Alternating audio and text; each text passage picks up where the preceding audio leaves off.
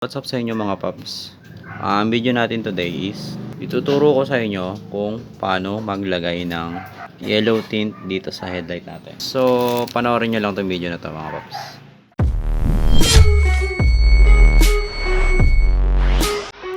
So, yun mga paps, natanggal na natin yung headlight assembly. So, gagawin natin, lilinisin natin yung surface nya. So yun mga paps, hugasan lang natin siya ng Joy dishwashing soap.